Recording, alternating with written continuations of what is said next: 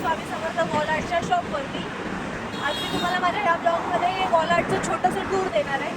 तर please continue आणि आमचा ब्लॉग शेवटपर्यंत बघा. आम्ही पोचलोय आमच्या शॉपवरती. आता सध्याला अंधार आहे म्हणून तुम्हाला बाहेरनं दिसणार नाही. रात्रीचे वाजले 11:30. 11:30 वाजता मी आणि प्रतीक आलोय. प्रतीकला ह्या फ्रेम बनवायच्यात आता. सगळं एकाच मापातले आणलं. एवढ्या ह्या फ्रेमला डिमांड आली काय? ही बनवून ठेवली आता कुमारने.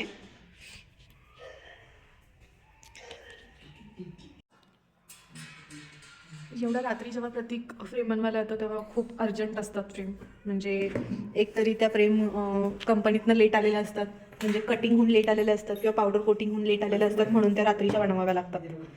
नाहीतर त्या दिवसाच बनतात, पण बऱ्याच वेळेस त्या कंपनीतनंच लेट येतात, म्हणून मग प्रतीकला असं रात्रीचं बनवावं लागतं. मी तुम्हाला आज आमच्या फ्रेमचं थोडंसं इंट्रोडक्शन देते, ब्रीफ देते की नक्की ह्या कशाच्या बनलेल्या आहेत किंवा कोणतं मटेरियल ह्याच्यामध्ये यूज झालं आहे आणि कसं आपण त्याला इन्स्टॉल करू शकतो.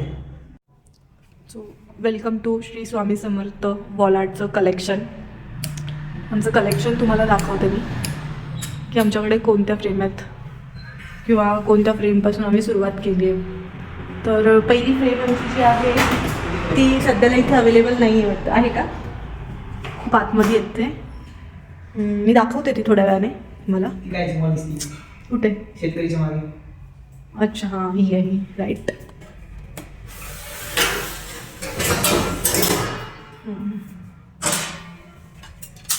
ही आहे आमची सर्वात पहिली फ्रेम जी आम्ही स्वतः एका इंस्टाग्राम पेजवरती बघितली होती आणि नंतर आम्हाला असं वाटलं की आम्हाला पण ही फ्रेम बनवायची, म्हणून आम्ही खूप शोधायचा प्रयत्न केला, पण आम्हाला भेटली नाही. तर आम्ही स्वतःच बनवण्याचा पण प्रयत्न केला आणि ती बनली आणि ती सगळ्यांना खूप आवडली. त्याच्यानंतर ना ही दुसऱ्या नंबरची फ्रेम आहे. याच्यात थोडंसं बारीक काम आहे, म्हणजे एक्सप्रेशन्स आहेत किंवा याच्यात इफेक्ट आहेत. ह्या फ्रेमला लाईट लावायला खूप असं बारीक काम करावं लागतं. तर ही खूप लोकांना आवडली.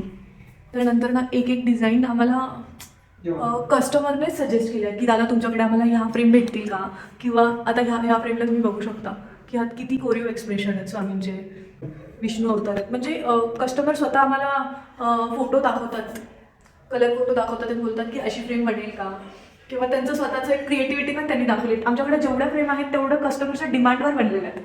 असं नाही की ते आम्ही स्वतःहून बनवल्यात. म्हणजे एक फ्रेम झाल्यानंतर जेव्हा ही फ्रेम झाली स्वामी समर्थांची, तेव्हा लोकांनी आम्हाला दत्तांची विचारली. आमच्याकडे याचं काही वर्किंग नव्हतं. हां, विक्टर इमेज लागते, ती नव्हती, पण ती एक करून आम्ही बनवली. तर फक्त स्वामींची झाल्यानंतर ना लोकांनी आम्हाला खूप साऱ्या देवींची फोटो विचारली. मांडरची काळूबाई बनेल का, किंवा एक विराईची बनेल का, अटुशाम बाबा, हे सगळे आम्हाला ऑर्डर आलेले आहेत किंवा लोकांनी ते आमच्याकडे रिक्वायरमेंट पाठवली आहे. त्या रिक्वायरमेंटवर आम्ही त्यांच्याकडनं 15 दिवस किंवा 1 महिनाचा टाईम घेतलेला आहे की आम्ही बनवल्या नाही आहेत, पण आम्ही प्रयत्न करू. ही सुद्धा फ्रेम जी मावळ्याची आहे ती आम्हाला एका कस्टमरने फोटो पाठवला होता, दादा ही आम्हाला भेटेल का. तेव्हा प्रतीकने डिझाईन बनवलं होतं. साईबाबांची आहे, प्रेमानंद महाराजांची आहे, बालाजीची आहे, विठ्ठल रुक्मिणीची तर तुम्ही बघितलीच असेल बऱ्याचशा व्हिडिओमध्ये. पण खूप सारे डिझाईन्स आम्ही बनवले आहेत. एवढ्या छोट्या रूममध्ये आम्हाला सगळ्या डिझाईन तर लावता नाही आल्या. किती आहे? 100 डिझाईन आहेत. तर ही फ्रेम बनलेली आहे मेटल मटेरियलपासून. म्हणजे तुम्ही बघू शकता खूप हेवी पण आहे उचलायला आणि ती खूप अशी असं बेंड होऊ नाही शकत, किंवा कुठून आता हे जर बारीक एक्सप्रेशन आहेत तर हे तुटण्याची पण भीती नाही त्याला. ते कारण की मेटलमध्ये बनलेलं आहे. आणि कलरचं पण असं नाही की कलरचं असं आपण काही स्क्रॅच पडल्याने कलर निघेल, कारण की कलर पेंट केलेला नाही आहे, तो पावडर कोटेड आहे. तर त्याच्यामुळे कलर जाण्याची शक्यता खूप कमी आहे फ्रेमला. आणि ह्याच्यानंतर ना ह्याला LED लाईट लागते, जे की आता जसं प्रतीक लावतो आहे तर ती एक आयडिया असते की कुठे लाईट प्लेस केल्याने कसा काय त्याचा मागचा इफेक्ट दिसू शकतो. तर ते खूप लक्ष देऊन करावं लागतं त्यांना ते काम. त्याच्यानंतर ना ह्या फ्रेमसोबत लावायला भेटतात स्टड. कारण की खूप जणांना प्रश्न पडतो की ही एकदमच स्लिम फ्रेम आहे, त्याला हुक नाही आहेत किंवा पॉईंट्स नाही आहेत की आपण भिंतीला हँग करू शकतो, हँग केल्यावरती हलेल का वगैरे. तर तसं काही नाही आहे. तर हे स्टड असतात, हे स्टड असे आपण खोलू शकतो. हे स्टड आपल्याला इथून, हे वाले स्टड इथून टाकायचे असतात. हे फ्रेमला एक असं पॉईंट दिलेले असतात, मल्टिपल पॉईंट्स असतात. जसं इथे एक आहे, इथे दुसरा आहे, हा तिसरा आहे आणि हा चौथा आहे. तर तुम्हाला 4 स्टड भेटतील. फ्रेमवर डिपेंड आहे की ती किती हेवी आहे आणि किती मोठी आहे, त्या हिशोबाने स्टड त्याच्यासोबत पाठवून दिलेले असतात. हे स्टड वरतून प्लेस करायचे असतात आणि हे त्याच्या मागचा जो पार्ट आहे तो आपण भिंतीला ड्रिल करून लावतो. तर हा ड्रिल केलेला पोर्शन आहे, त्यासोबत आम्ही स्क्रू पण येतात. हे स्क्रू असतात, ते स्क्रू आपल्याला ह्या स्टडमध्ये असे टाकायचे असतात, जे की हे स्क्रू डायरेक्ट भिंतीला प्लेस होतात ड्रिल केल्यावरती. तर कोणी पण इलेक्ट्रिशियन असेल किंवा ड्रिल यूज करणारा माणूस असेल तर त्याला कळून जातं की हे स्टड कसे यूज होतात. आणि जेव्हा ही LED लाईट लागते फ्रेमला, तेव्हा इथे एक पॉईंट सोडलेला असतो असा लाईटीचा, म्हणजे वायर सोडलेली असते. ती पण ॲज पर कस्टमर रिक्वायरमेंट असते की तुमचं लाईटीचं पॉईंट कोणत्या साईडला आहे. की कोणाकोणाचं वरती असतं, म्हणजे वरच्या साईडला असतं, कोणाचं खालच्या साईडला इकडे असतं, कोणाचं ह्या साईडला असतं. डिपेंड आहे की ते कोणत्या साईडला आहे. तसं कस्टमरच्या रिक्वायरमेंटनुसार ती लाईट प्लेस केली जाते आणि त्यासोबत अडॅप्टर पाठवून दिलेला जातो. अडॅप्टर पण असं आहे की त्याचं एक पर्टिक्युलर लिमिट आहे की कोणतं अडॅप्टर यूज होतं त्या LEDला वगैरे. तर ते अडॅप्टर पण या फ्रेमसोबतच भेटतं अटॅच. तर फक्त इलेक्ट्रिशियन जेव्हा बोलू आपण, तर इलेक्ट्रिशियन परफेक्ट फिटिंग करून देतो आपल्याला. तर असं आहे, ह्या फ्रेमसोबत तुम्हाला तुमचं फिटिंग मटेरियल ॲडिशनल भेटतं.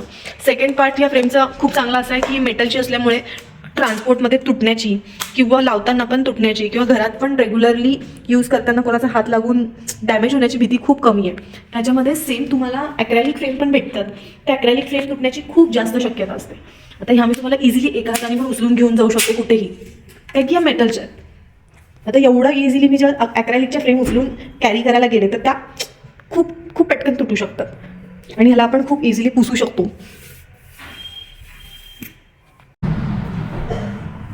तर कस्टमाइज ऑर्डरमध्ये ही पूर्ण विठ्ठलाची मूर्ती फ्रेम आम्ही एकदा बनवली होती. किती फुटाची बनवली होती जेव्हा मोठी ऑर्डर होती? 5.5 फुटाची. म्हणजे ही जी डिझाईन आहे ही फर्स्ट ऑर्डर आम्हाला 5.5 फुटाच्या विठ्ठलाची आली होती. त्याच्यानंतर ही साईज आली. ही साईज किती आहे? 3 फुटाची साईज आली.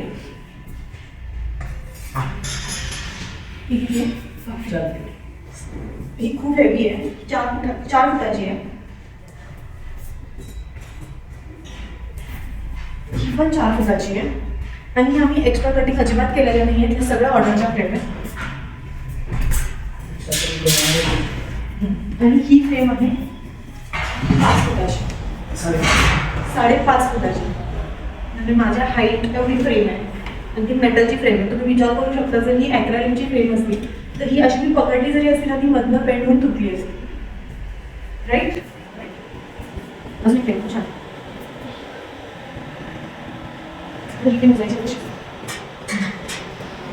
मी मगाशीच तुम्हाला म्हणते की सगळ्या फ्रेम आम्ही ऑर्डरवरती कट केलेलं आहे. जसं आमच्याकडे दत्तांची सेपरेट फ्रेम आहे आणि स्वामींची सेपरेट फ्रेम आहे. तर कस्टमरचं रिक्वायरमेंट असते की दादा आम्हाला दोन्ही डिझाईन एका फ्रेममध्येच करून द्या. तर ही पण ऑर्डरचीच फ्रेम आहे. नाव सरळ दिसतंय. तर ही पण ऑर्डरची फ्रेम. हिची साईज 4.5 फूट आहे, 3.5 फूट आहे. आणि ह्याच्यातलं हे जे डिझाईन आहे ते तुम्हाला दिसत असेल तेवढं बारीक आहे. तर हे पण तुटण्याचे खूप कमी चान्सेस आहेत, कारण की हे मेटल असल्यानंतर हे तुटू नाही शकत. फक्त ह्याच्यात खूप मेहनत लागते लाईटिंग लावायला. आता ते एवढं बारीक पार्ट आहे की त्याच्या मागची लाईट इनविजिबल पाहिजे लावल्यानंतर, LED इनविजिबल पाहिजे. तर ती लाईट लावणं हाच खूप मेन पार्ट आहे. किंवा ह्या फ्रेमचं पॉईंट ऑफ अट्रॅक्शन म्हणू शकतो की ते जर नीट लागलं तर फ्रेमचं लुक छान येतं, लाईट इफेक्ट छान येतात. आणि तीच कला आहे ती पण कस्टमाइजिंग स्वामी विठ्ठल.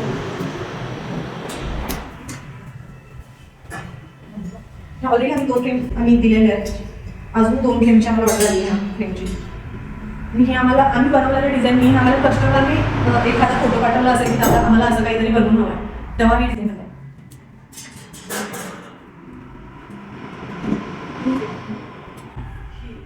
तुळजापूरची आई.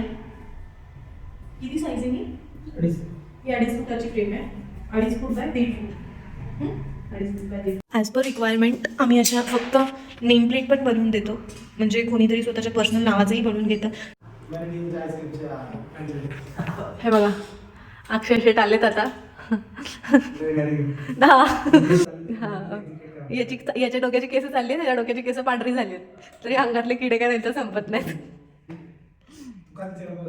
आता झाला या एका ब्लॉगमध्ये आमचं पूर्ण वॉलआर्टची स्टोरी तुम्हाला समजणार नाही किंवा एका ब्लॉगमध्ये पूर्ण मला ती एक्सप्लेनही करता येणार नाही. त्याचे अजून मल्टिपल ब्लॉग्स मी नक्कीच बनवेल.